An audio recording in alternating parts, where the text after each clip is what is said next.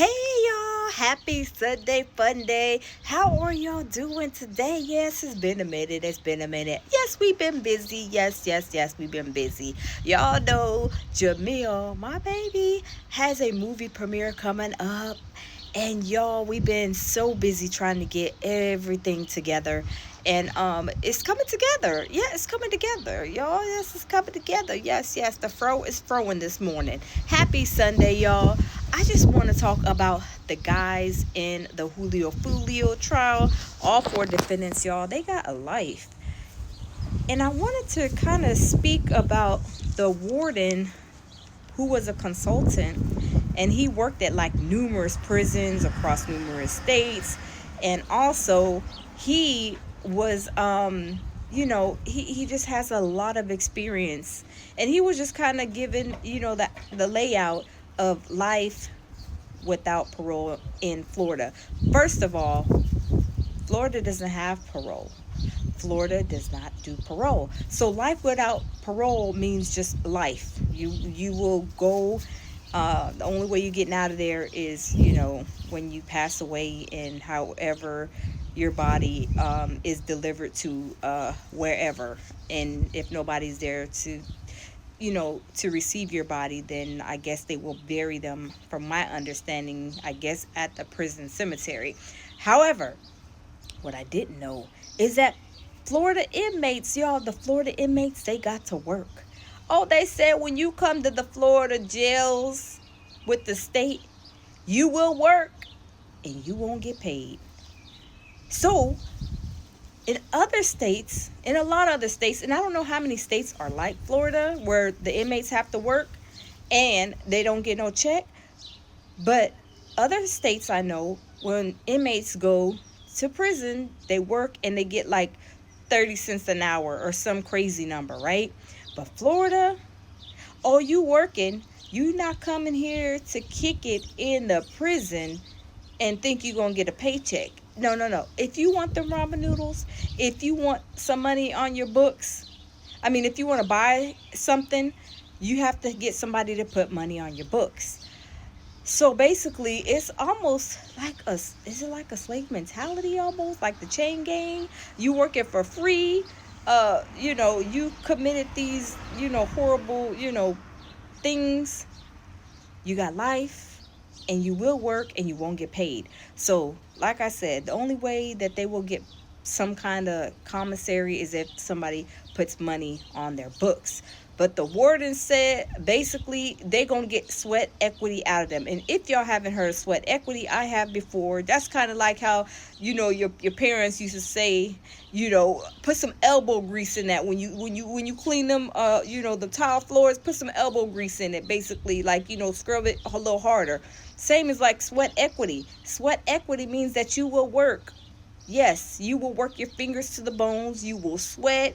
You will get tired. But they going to get some work out of you. You're not going to go in there and kick it and think that you're going to play cards all day. No, the sweat equity means that you is going to work your fingers to the bones, and that is it. You're not going to go in there hanging out, trying to be, doing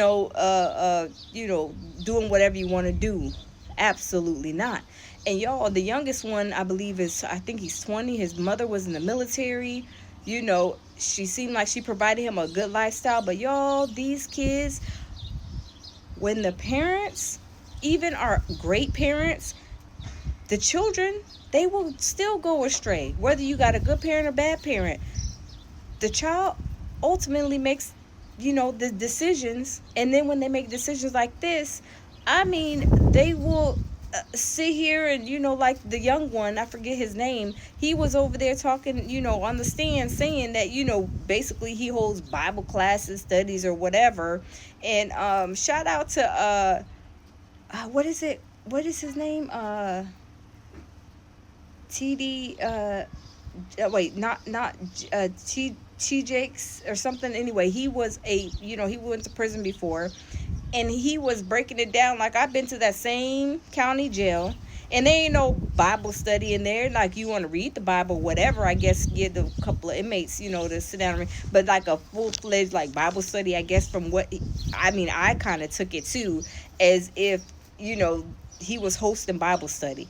But y'all, we already know when people get in trouble, they start automatically turning into, turn into the spiritual world, which I understand that, we all do. But when you are out there being a whole savage and you know what you did was wrong, yes, at least he's admitting what he did was wrong, trying to change his life or whatever. But when he gets to that jail, which I'm sure he was already been turned over to, I believe, the Department of Corrections. So they already, I'm sure, had their first night already in prison.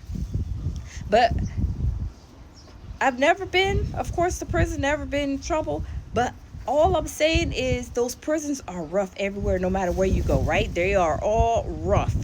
And when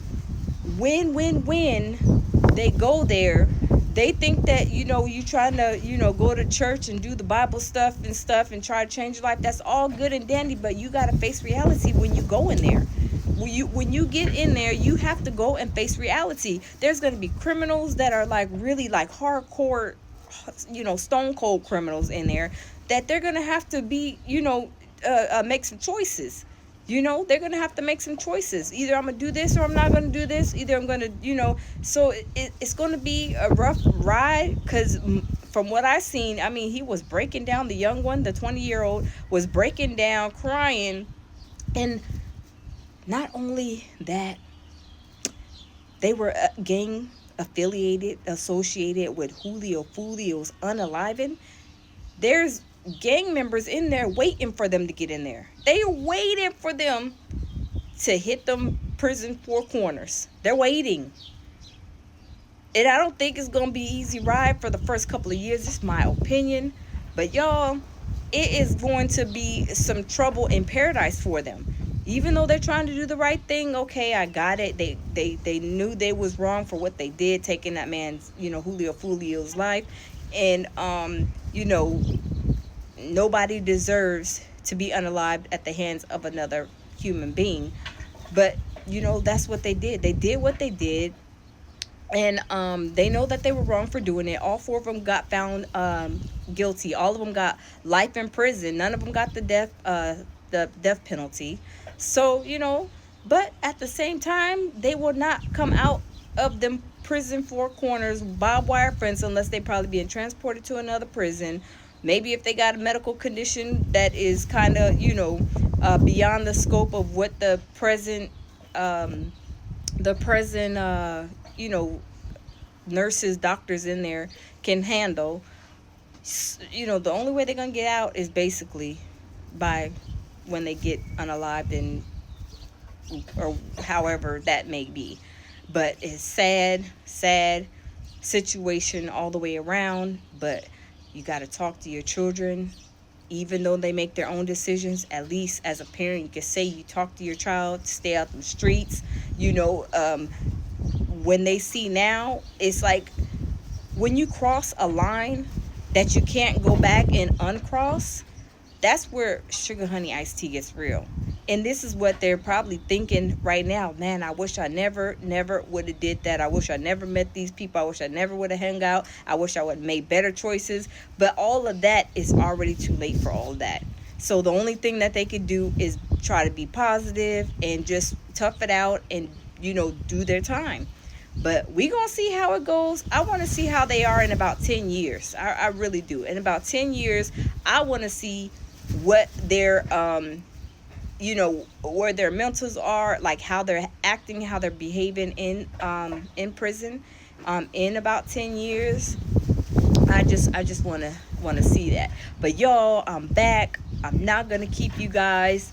But I did want to talk about that because the warden did basically say they are going to be getting some sweat equity. The state of Florida is getting sweat equity out of them. They're not going to be going to prison thinking that they're going to be hanging around just kicking it all day. They're going to work and they're not going to get paid. And if they want anything off their commissary, they have to have somebody to put money on their books.